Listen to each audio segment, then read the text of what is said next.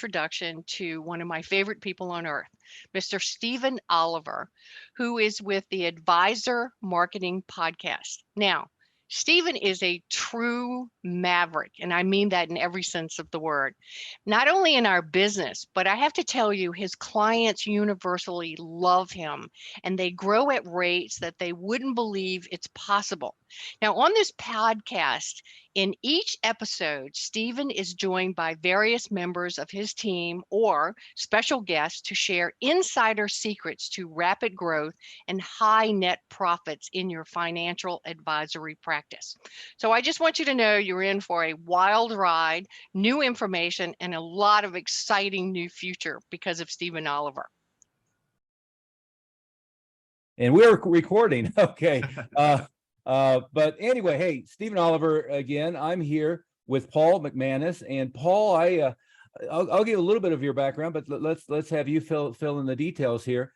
I see you've done a lot of work with financial advisors, teaching them how to market themselves on LinkedIn, how to become more of an authority figure, and now how to write their own book, how to create and market themselves through a book in order to create that level of authority. Your website, we'll throw up in again at the end here, but is theshortbookformula.com. Mm-hmm. And you've got a podcast, which I've listened to a lot, the $1 Million Producer. And you're getting ready to launch a new one as well, or a new product as well. Is that right? Yeah, I am.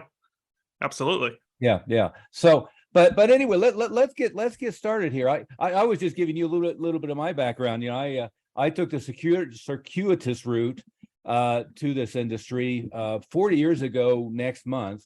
Instead of going on to Wall Street after graduating with a degree in economics at Georgetown, I ended up moving to Denver and opening a chain of 6 martial arts schools. I opened 5 schools in 18 months, 6 schools in 30 months, and was only able to do that because I had mastered sales process. I had really, pre-internet, lived in the Library of Congress learning direct response marketing. The Federal Trade Commission was doing hearings on health spas and tangentially martial arts schools. So I had pulled all the data that they had internally at all the big companies, and went to Denver with the idea of using effective direct response marketing, and in fact ended up with 2,500 active students trained within 18 months, 3,500 in about 30 months. Oh. And really got pulled back into the advisor niche later on. And what happened is I was so high profile in the area that I kept getting asked by, commercial brokers, by managing partners at law firms, by financial advisors, how it is you're doing what you're doing. I was on all the major networks, and running infomercials and the daily papers and so forth. And ultimately I was looking for an advisor. At that time, I had a lot of employees, big staff. I was looking for deferred compensation plans and golden handcuffs for executives. And I ended up working with, fortuitously, one of the top 1/10 to 1% advisors in the country with Northwestern Mutual.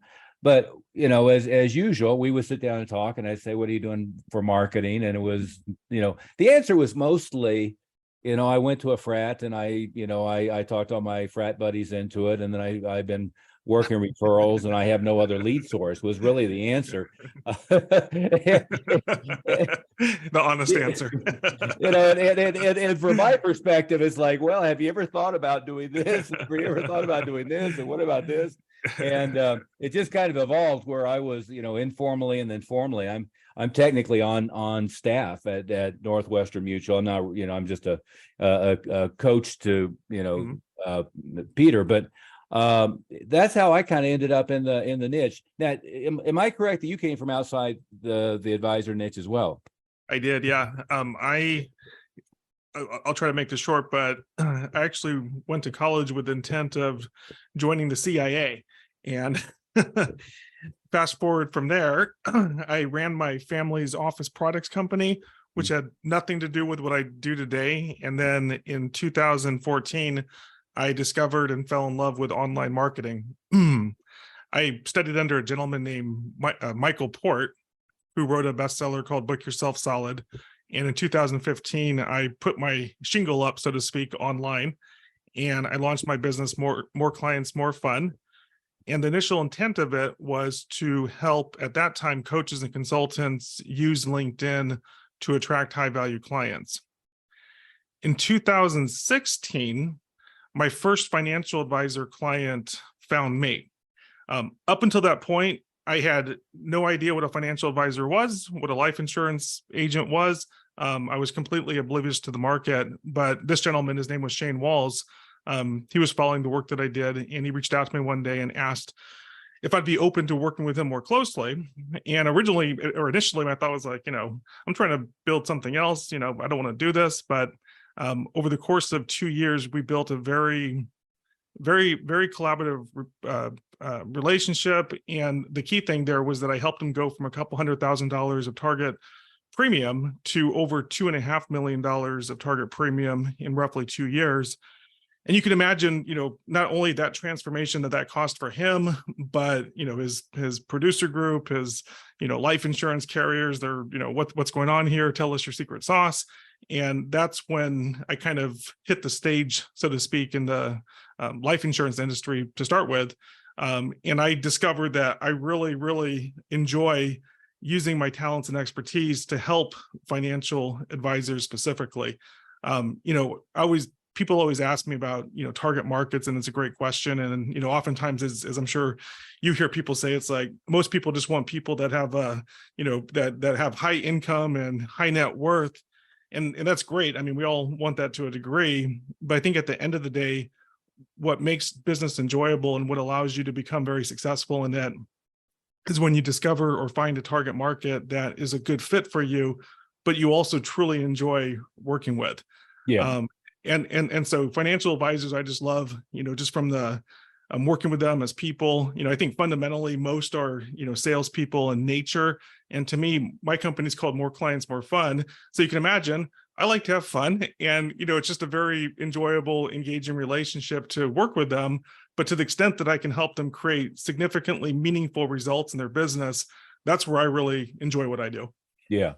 And what you said there, not to gloss over it, is so important. When I first start working with an advisor, one of the first thing I say to them is, let's go through your list of your current clients.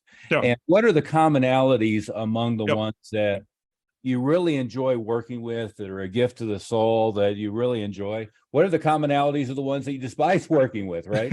Yep. If you were to take the top 10 that you really enjoy, what's common about them? Do they have Yep. the same hobby do you do? Is there a common career? What is the commonality? And I think it's even more general than you said. I keep hearing them say, well, who's your target audience? Well, Yeah. 50 to 65 with at least $500,000 to invest. Yep. Well, okay. There's a lot of people Yep. in the US, much less the world, if into that category. Could we narrow it down to, they're in the, they're a plastic surgeon, or they're an MD, or Right. they're a fly fisherman, for God's sake, or something that brings them together. One of them, I tell people, I've looked through now probably thousands of advisors' websites. Anytime somebody comes into our, pipeline, we look at their LinkedIn profile and we looked at their website and so forth. And I got to tell you could gag yourself with how similar, no differentiation. They all look alike. The LinkedIn profiles all looked alike. The websites all looked alike. But the ones that stand out are the guy has a picture of him fly fishing as his banner, and he's got a blog on fly fishing. Or there was another one who was Texas A&M fan. Now I'm from Oklahoma, so I not only am not a Texas A&M fan, and we told Aggie jokes in Oklahoma growing up, but he's got the Longhorns and all the right colors and all this stuff, and he's just kind of like wearing his passion on his sleeve. To me, those are the ones that are interesting, the people that I'd like to do business with. On the insurance side, when I opened my first martial arts school, the guy next door was a State Farm agent, and this is in Denver, but he was an Arkansas fan. So he had, the huge, stupid Razorback hog thing on his wall, and he had, the colors and everything. Even his business card had a, suey pig, crap on it. Well, I'm not a Razorback fan, but that made John interesting. It made him unique. You remembered something about him, and it's shocking how it seems like they're having a contest to see who can be, no different than anybody else. Well, right? Yeah, and to build off of that, I think the reverse of that is equally as important, if not more so. In other words, why are you relevant to your target market, right? Yeah. I mean, it's one thing to have a theoretical exercise and say, hey, I want, plastic surgeons who make X number of dollars. Great. It's a great theoretical exercise, but why should they choose you versus the sea of other financial advisors that are out there in the marketplace? And, and to your point, everyone to your client or to your prospect, on the outside, everyone looks the same, more or less. And so you have to be able to differentiate yourself in a meaningful way and be able to demonstrate to them why you're unique and why you're relevant to them, why they should choose you over them. And that's really the question that I've been fascinated by over the past 8 years. And what that led me to was the idea that of authority marketing is that in order to be successful at a higher level and be able to really attract those higher level clients much more easily, you have to build your authority. You have to stand out. You have to demonstrate why you're relevant. And one of the fastest, easiest, most efficient ways to do that, in my estimation, is to publish a book. Yeah. Because there's as you know, there's a ton of different marketing strategies out there. They all have their pros and cons. But a book, what I love about the idea of a book and the way that we go about doing it is that we help our clients become published, go from, blank sheet of paper, so to speak, to published author in as little as 6 weeks. And suddenly you now have a brand, all the stories, the fly fishing, whatever it is that's relevant, that makes you unique and authentic and personable and relevant. Suddenly you've captured this in such a way and you can deliver it to people and they can consume the information so that they can come to the conclusion that, wow, this person is actually very interesting, unique, different, and relevant to what I want to accomplish in my life. Yeah. Well, let's subset that down into multiple components here. The first part that you said, which most people who haven't done it aren't going to believe, is the 6-week piece, right? Yeah. Is when I talk to advisors who haven't done a book, and I tend to tell them all that one of the best ways to position yourself as an expert is exactly what you're saying. But they always say to me, well, I don't want to take a year writing and I don't want to do all this stuff. And I think they misperceive what you're talking about, what I'm talking about. And number one is probably length. Your URL is short book. What size book are you typically producing for an advisor? Yeah, absolutely. Great question. And so, my whole book here, and I don't know if you can see it on the screen or if someone's listening, but it's called The Short Book Formula. And that's exactly what we preach. And so the length of the book that we recommend is roughly 12,000 words. And there's some reasons behind that. 12,000 words is enough to tell your story and create a compelling sales letter in disguise, so to speak, in a way that's effective. But at the end of the day, it's not just about how much time it takes to write it. It's you actually want your ideal target prospects, centers of influence, and other people to take the time to read your book, right? Is because your book is really your polished, best messaging that you can come up with. You've had time to think about it, articulate it in such a way that if someone would only read this or listen to it on the audio, they would be convinced that, wow, I need this, because you set everything up in such a way that it naturally leads to your services. Yeah. But the linchpin there is that, how many times have you received a book and you're like, wow, that looks so interesting. I would love to read that. Don't really have a lot of time, so I'm going to put it on the bookshelf. And one day when I have time, magically, I'm going to get to it. Yeah. And that's the challenge I see even the people that spend a lot of time and spend that year writing a book face, is that the book isn't doing the work that it should be. In our case, and part of the reason we're able to do this in 6 weeks, or 6 to 12 weeks to be fair, is that we target that 12,000 words, and we want the final product to be able to be read or listened to in roughly 60 to 90 minutes. Because then it becomes not just a marketing tool, but really it becomes a sales conversion tool. So as part of my sales process and the process I teach my clients is that, when you first meet someone, and this can be a complete stranger that, discovered you on LinkedIn and they're interested in your topic, they reach out, they schedule a call. Well, if they don't know enough about me, I'm not going to spend an hour of my time representing who I am and trying to just, and trying to build my value, et cetera. I'm going to have a short 5 to 15 minute call. I'm going to say, qualify them, so to speak. I'm gonna say, great, you sound like, it sounds like there might be a fit here. Here's what I'd like you to do. I'm going to send you a complimentary copy of my book, or I'll send you the audio book, or both. And if you can, I'd like to have you read or listen to that. And we'll schedule a call for a week from now. And then we'll discuss, questions and next steps and things of that nature. How does that sound? 90% of the time, they say, great.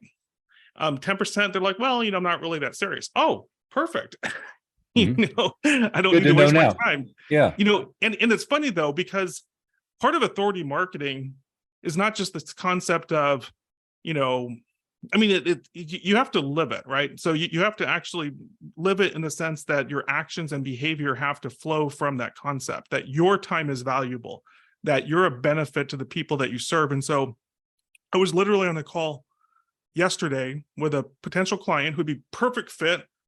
He does, I want to say 500 million of AUM. So, I'm like excited that this could be a really good client for me. And we were on our call number 2, and he had agreed to listen to the book before this call. First question I asked was, hey, have you had a chance to read the book? And he apologized and was like, no, I haven't had a chance to read it. I'm sorry, I'm busy. I'm like, great. Well, why don't we do this? Let's go ahead and reschedule the call for after you've had a chance to listen to the book. How does that sound? Great. We scheduled the next call. We had a nice 5-10 minute chat. And now we're going to meet again in 4 weeks. But, for me, if someone's not willing to take the time to go through the sales process that I've outlined, they're not a good fit for me. Yeah. And, and by having the book and having that authority, so to speak, and being able to follow through on it away in a sales process that naturally leads people to follow your lead, that's the place that I love being in my own business. And that's the place that I believe most advisors would absolutely love to achieve for themselves. Yeah. Yeah. And that 12,000 word piece is, you said it earlier, but most advisors are pretty good, if not very good, face to face with another individual.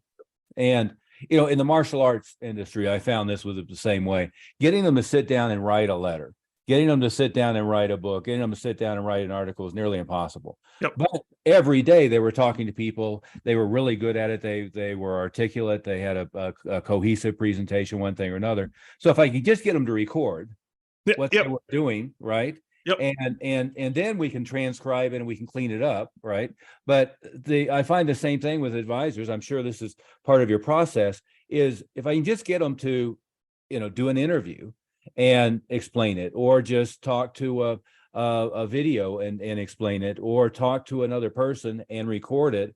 Yep. Then all of a sudden you've got their process, their language, their stories, everything down. And I find 99% of them are very good at, expressing it verbally, and sometimes in horror at the idea of sitting down at a laptop and banging out something, because it just is outside of their normal operations. Is that a fair assessment of kind of your process? Yeah, it 100% is. It's our whole process for our services is built around exactly that. Is that one, they feel that they don't have time, which is fair.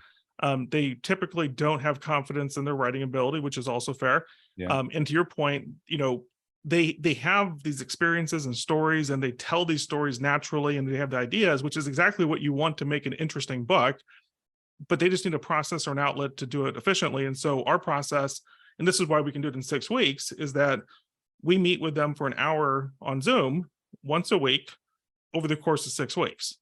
And it's a very structured process. So, we ask them to prepare in advance, maybe spend 1 hour preparing for the call, so they have just an outline structure of what the material for the call, but they don't have to write anything down. They're welcome to, they can take notes, they can do all that stuff. But at the end of the day, what we really get them to do is simply what you just said, is that we have them talk it out, articulate it. Yeah. We ask follow-up questions. We help guide that so that we're focused on the things that strategically move them, move the story towards, with their ideal client in mind. One of the things there is oftentimes people are so self-focused that we have to help them flip that around and say, okay, well, from your ideal prospect's point of view, how would they see that? Right. But it's amazing. I mean, I'm working with someone right now, really high-level advisor, and he has a whole educational course that he teaches as a in-person event, and he's walking us through it over 4 calls, and we're gonna have probably 30,000 words. I mean, we have too many words. It's too much content. Yeah. But it's so easy for him because he's done this over and over and over and over again. And it's just a matter of us sitting down, giving him some process and structure, recording it, listening it, and then we do the heavy lifting of taking that and writing that as a compelling book. And so, but Right. the content is fundamentally his. And I guess the point that I want to make though is that what I like and dislike about ghostwriting, and just maybe the idea is that if you outsource a book and you don't really inform it, your book's going to suck for most cases, and you're not going to really be attached to it. And you'll say, hey, I'm an author, but you'll never use it as a sales tool because this doesn't reflect your values and your stories and your opinions. Sure. And so we make our authors to go through the process. I could easily write the book for them if I wanted to, but it robs them of the journey, and it robs them of having their stories in the book, so that it's something that they're really proud of. And when they're having sales conversations, the most interesting and not interesting, the most rewarding thing is when you're meeting with a person for the first time and they're telling you your stories. Yeah. That's when you know you've done your job well as a marketer. Oh, that's exactly right. That's exactly right. I say that the thing I like about podcasts, which is also true about books, is before you meet somebody, you feel like you already know them. 100%. And a lot of these podcasts that I've done are people who I've listened to their podcast or I've read 100%. their book. And, I already know, in some cases, the name of their dog or their cat or, what their hobbies are, or the nickname for their kids or their wife, whatever. And it's all that personal content that. It's Lee Milt here, and I'm delighted to interrupt you today and let you know that I've been working with Stephen Oliver for 10 or 15 years now. He's a great guy. I love all the research that he does. And I just wanted to let you know that if you're enjoying the content on this podcast, then you really want to make time to visit advisorwealthmastery.com. And why should you do that? Well, because you're going to receive 2 of his great books, and actually one of mine called Success is an Inside Job. You'll also get a lot of absolutely free material on growing your practice through effective marketing. So again, take the time to go to advisorwealthmastery.com. Builds rapport, is engaging, and makes you feel like you know somebody. And without that personal content, oftentimes you don't really have a ability to build trust with somebody, right? And again, I find that's something that advisors seems like endemically they've been taught the opposite, is not to share personal content, not to tell stories about their life, that type of thing. Yeah, and I'm a big in my 8 years of doing this and working with about 500 advisors, there's about 3 things that I've seen consistently work for advisors.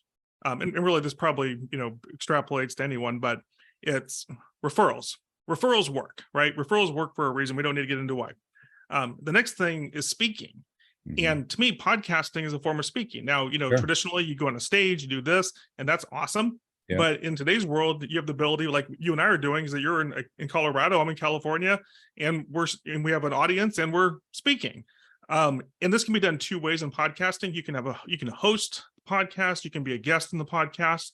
But the third one I'd say is writing, because that really allows people to see your thoughts, personality, etc. But the crown jewel of writing is a book. For example, if I said, hey, Stephen, I just wrote a white paper, and it's a darn good white paper and you should read it. Now, your reactions be like, okay, but it's not going to convey authority. It's not going to convey any of those things. It's not going to have, and so a book, for I think historical reasons, the fact that so many people, it's probably on their bucket list. It's something that they like to do, but they never get to it. There's just automatic, immediate respect that we associate in our culture with writers. And so again, referrals, speaking, writing, if you just master that and the synergy between that, you can be extremely successful. Yeah. And one of the things, and I promised to send you my book, but the process I did for this is actually, we sat down in a conference room, myself and an associate, and we created a marketing program for advisors. And then went backwards and transcribed the marketing program for advisors, sent it out to a writer who cleaned it up. Now, I tend to be a little bit too much of a perfectionist, so I didn't like it very well. So I completely rewrote all of his stuff, to say the truth. But I mean, if I hadn't been so, uptight about it, it would have been done Yeah. with me doing, barely any, Yeah. if any of the writing. And in this case, this isn't the type of book you're talking about. This is more like a textbook than it is a lead gen business card book. I think the key thing you said about the primary thing here is it's a disguised sales letter It is. that positions yourself as an authority. And go ahead. Yeah. No, I just wanted to jump in on something that you said there. So what I love about what you did, and I mean, at the end of the day, I think what you did there from a strategic point is what I recommend, is that at the end of the day, I don't encourage people to be writers so that they can, have some sort of, I don't know, at the end of the day, it's a business tool. It's a marketing business development tool. Now, there's a lot of other benefits. You get all kinds of benefits from writing, but at the end of the day, it should set up your services that you want to sell in a compelling way that your ideal prospect, when they go through this process, they're like, sign me up. I need this, right? Oh, yeah. But what you did was really smart. You started with the end in mind. You're like, this is what we're looking to do. Mm-hmm. Now let's work backwards and create the book. I'm actually doing the exact same thing with the book that I'm working on now, which is called From Author to Authority, which is, I have a program that I just revamped that I want to start building up. And I realize that, it's so packed full of value, but if I just have someone come there and I'm trying to, explain it in 15, 20 minutes, it just does it a complete disservice. Yeah. And so I realized that I needed to write a book to successfully tee this up that, expands upon the challenges, the problems, the beliefs, and how ultimately this service solves that. And so, that's my motivation for writing the next book, is that I want to sell a service, and this becomes the vehicle for me to do it successfully, as well as then to go out in the world and market it, right? You bet. The next thing with a book, and again, I've talked to any number of advisors who somebody talked them into doing a book, and now what they have is they have the book. Sometimes it's on Amazon, and they're doing nothing with it.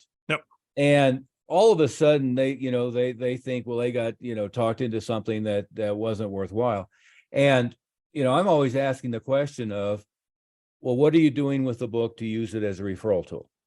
Well, what do you mean? I ask people for referrals. Yeah, but do you give every one of your clients 5 copies of the book? Do you educate them on what your range of services are? Are you staying in front of your clients regularly and perhaps sending them a new copy of updated editions and so forth on a regular basis? One advisor I know really got to the point that he's doing a new book every quarter. And then every one of his clients gets 5 copies of his new small book, right? Because it's been such an effective referral tool. And when it comes to a book, a podcast, all these different mechanisms, I view them as pass along tools to generate referrals. In part, is your clients are very bad at selling your service. Oftentimes your staff aren't all that good at selling your service. But they're very happy to gift their friends something that they think would be valuable. And if you're not top of mind, and if you don't have something for them to pass along, which could be your podcast, but the book is much more tangible. You talked about the book sitting in the library. My joke is I have a lot of people I've done business with who I use their book as a coaster for 6 or 8, 9 months before I got back around to to going there, right?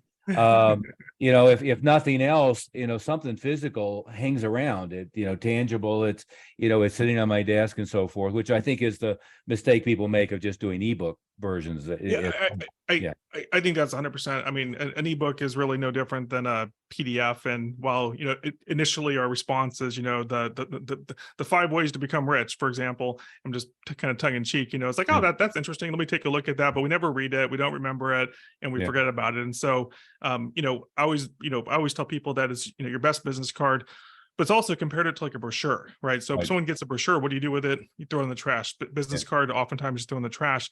A book just has that value where even if I'm not going to read it today, it's going to go into my library. And at some point in the future, when I'm, have a problem or a desire to achieve a goal that's related to the book, I'm much more likely to pull it out. at that time. And so there's just that inherent value in it. But to your question, you're right. I mean, it's like, okay, you publish a book and then what? So we handle both sides of that equation. Our first, we used to do it, I would say backwards, which was, okay, let's start with LinkedIn. Let's figure out your messaging and try to attract your clients.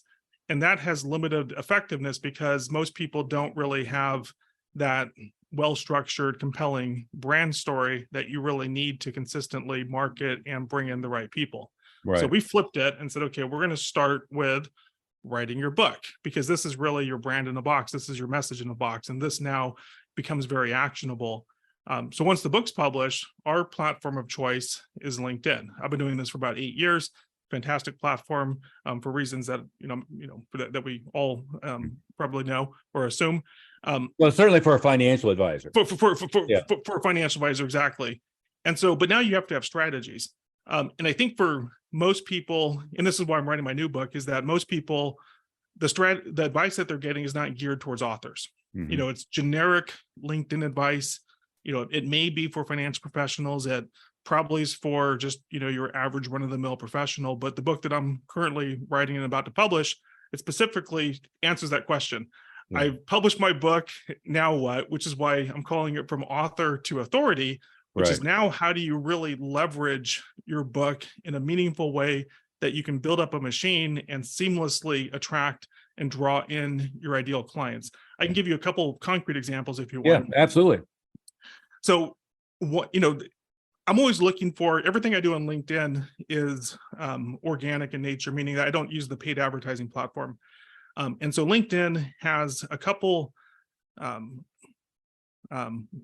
functionalities that really disproportionately give you a strong reward. And so I'm always looking for that kind of the arbitrage between, okay, time, energy, and effort to what I get out of it. And so one of my favorite ones now is a combination of content, polls, and groups. And I'll explain that in a second. But if you were to actually look at LinkedIn's paid platform, the statistics show that to create 1,000 impressions would cost you an average of $33. So, 10,000 impressions would be $330, et cetera, et cetera. Through a combination of strategic post, poll, and groups, I'm able to effortlessly create essentially an ad that leads people right back to my book and post this out in about 10 minutes to about 6 different groups. And I'm getting just the past couple of weeks, I'm seeing 20,000 impressions per week. And this is in targeted groups that, are financial advisors, financial professionals.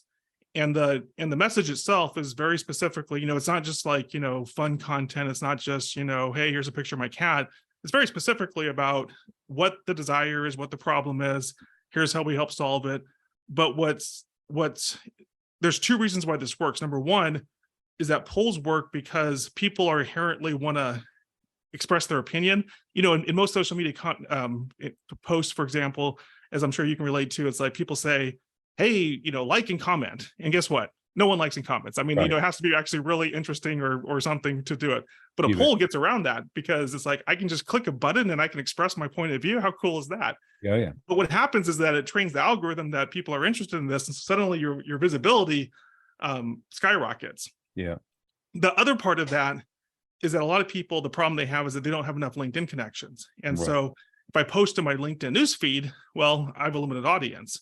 Mm-hmm. But when you post in groups and you find the right groups to post in, suddenly you can get thousands and thousands and thousands of post impressions, regardless of the size of your actual LinkedIn network.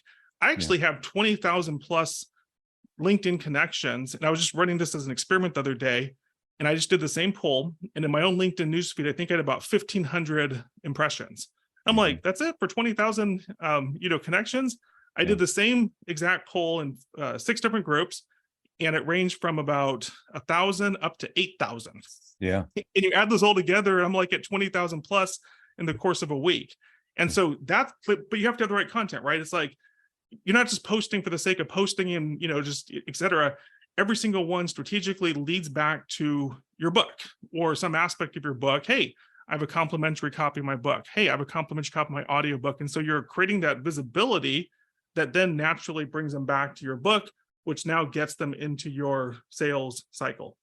Yeah, and it creates a pull rather than just the cold creates a pull. messaging that everybody is Yeah, doing. there was another gentleman who just yesterday again reached out as a result of this and said, "Hey, can I, can we jump on the phone for, and I have an idea for a book."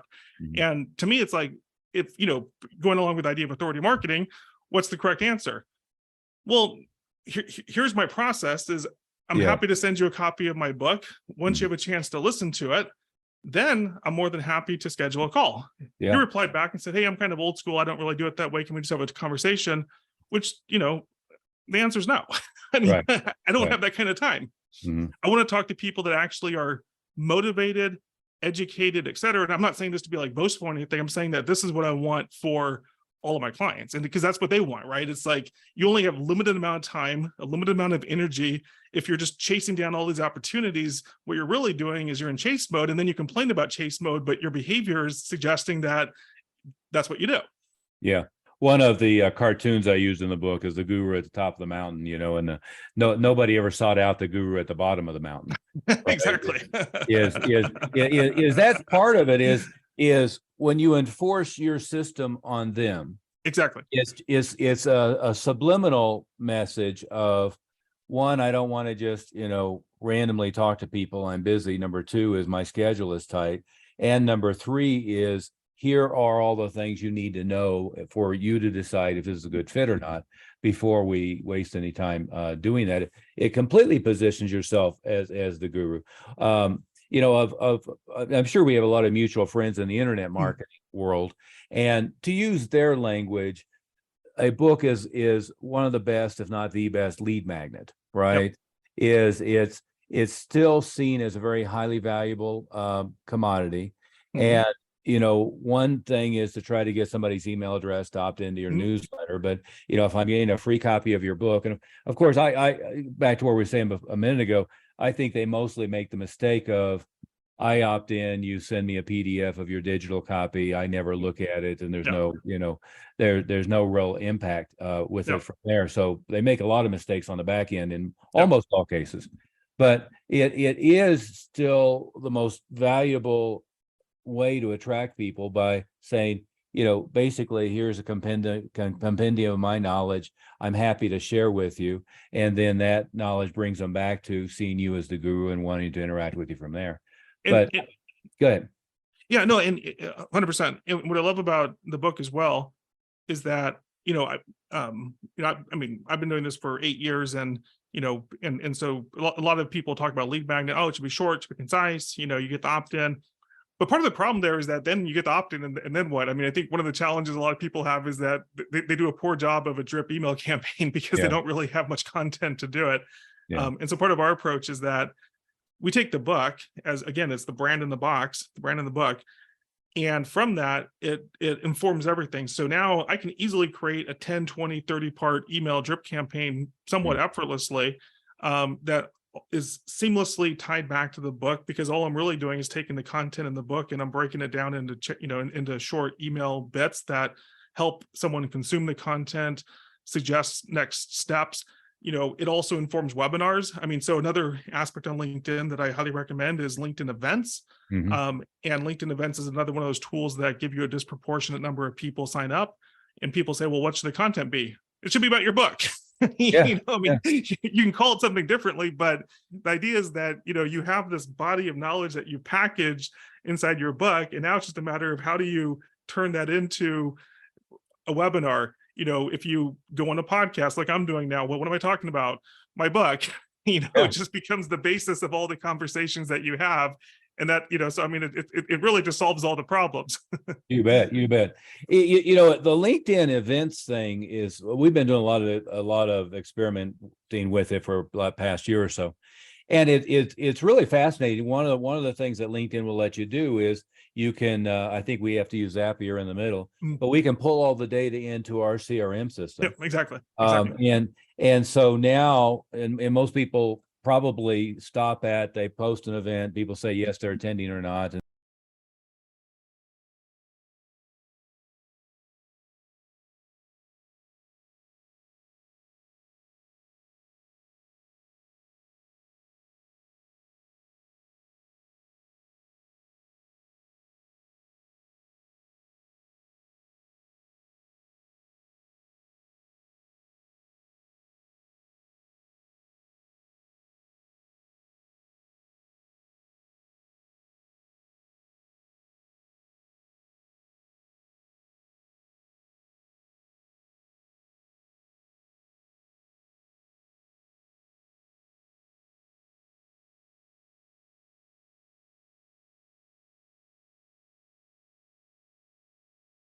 and then they do the event.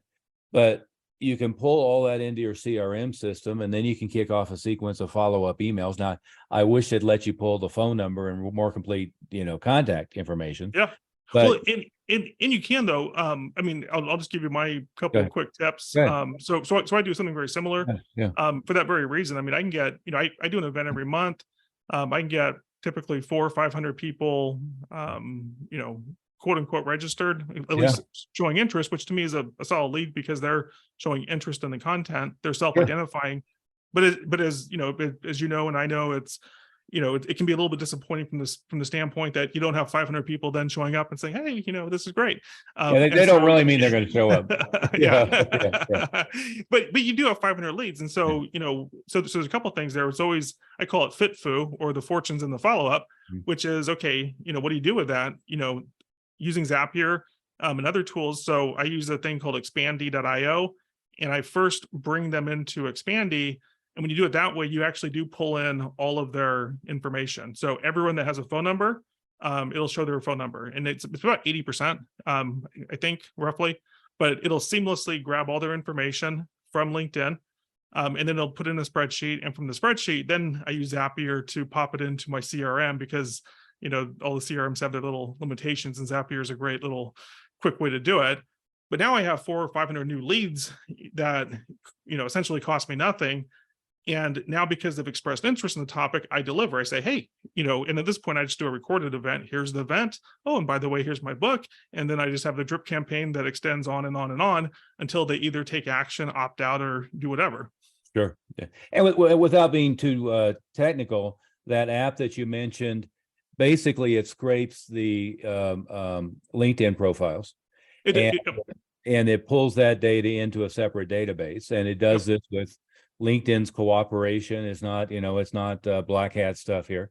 You have Sales Navigator, you hook that up, it pulls that data in, and then you can match the data with the people who are doing event registration. So you're absolutely right. We've been doing a number of things like that, and it works really well. And if I can jump in for a second, what's really cool about that is that, it's like, I always talk about, you want to scale what's working, right? And a lot of it's just building the infrastructure. And so in my own case, for example, I take, I do that as a given. Every month I'm running an event. You set it up once, and now I have the messaging, the copy, the material. I don't need to continually reinvent the wheel. I just have my team implement that on a monthly basis. But I see the effect of it and how it works. And so now I'm looking for, now I've found other opportunities to essentially provide the same presentation. I have the email drip and all those things. And so I'm going out and, part of my market is CPAs. Yeah. And so there's different places out there that you can pay, and they'll, set up the event for you. So every month now I do 2 other webinars for roughly 500 CPAs that actually do attend live, which is pretty cool.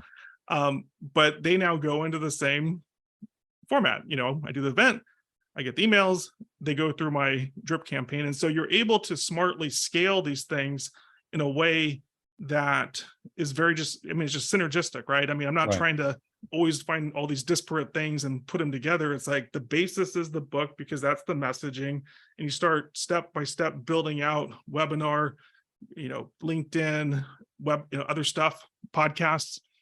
Yeah. And going back to the group idea, is for an advisor, it necessitates, I guess, or the starting point is the who, right? Defining the who, and I'm surprised at how many of them haven't gotten around to that piece. So you can find that who, in all kinds of different categories, professions, one thing or another. But until you define the who, you don't know what groups they're going to hang out in, right? You don't know where to go look for them. I probably overcomplicate things, but I tend to, let's go to SRDS and find all the magazines they read. Let's look at all the groups they're hanging out in. Let's look at, there's so many different ways to get to them, but only if you define them in such a way that it's narrowcast. I can go find cardiologists, or I can go find dentists, or I can go find petroleum engineers, or whatever it is I decide to target, tech executives in a certain niche. I can find those very easily on LinkedIn, and they all hang out in the same places. So you'll find groups sometimes with 200,000 people, or a small niche, maybe there's 2 or 3,000. But you can find them hanging out in groups. You can and by the way, that makes it much easier to target them, makes it much easier to connect with them. Everything else. It does. God, we could go on forever. We're going to run out of time in a couple of minutes here. This is great stuff, Paul. The going back for clarification, I think for everybody is the purpose of the book is as a sales letter and as a marketing tool. It's not. Go ahead. Yes, and as a sales conversion tool. Right. Exactly. Yeah, one of the things that a lot of times we do is, the Dan Kennedy world calls it a shock and awe package. Put together a big mail package. I do that for our prospective clients. That for a while I'm slimming it down, but I had 3 different books of mine, in the package. And you said a couple of things. One is, even if they don't read the book, and they're more likely to read the book if it's engaging, it's personal, it's got interesting stories, less likely to read the book if it's highly technical and it's all about, and people want to do that. I think they want to make it about their technical knowledge. They do. Rather than about the client and building rapport with the client and what the client's needs are. Which is why I think you need fresh eyes on it. In other words, is that it's harder for me to write my own book than it is for me to help someone else write their book, because I start getting too technical. Right. And you need fresh eyes to say, okay, you know a lot, but your average reader doesn't. And what is it that they need to know, ideally through a story, that's going to get them to have the light bulb go on and move them forward in this process. And so I think one of the biggest challenges that people don't realize is that, the curse of knowledge, and they just know too much about things that your average person doesn't relate to, at least in that jargon. And doesn't care about or know that they should care about. Right. Advisors, I think, tend to default to, I'm a CFP, CHFC, I'm a, RICP, all, what there's, last I counted like 70 different designations or something like that. And even something like CFP, their average client doesn't know what that is, doesn't care what that is, until you educate them. That's where all this is parallel. Your family business and the internet marketing all applies so specifically to financial advisors. The marketing I learned from marketing martial arts schools, for God's sake, is exactly the same thing. Martial artists, they want to tell people they're a 7th Dan in this and they're the champion of this. It's like, I don't know. All I care about is, can you kick my butt or not? I mean, that's about the extent of it. They're marketing to the mom of a 7-year-old. Sure. So, yeah. And so, I'm telling them, look, number one is, you're in a male-dominated industry by 98%, and the decision maker is a mom. Mm-hmm. And you've got to write this as you're targeting their 7-year-old daughter to the mom.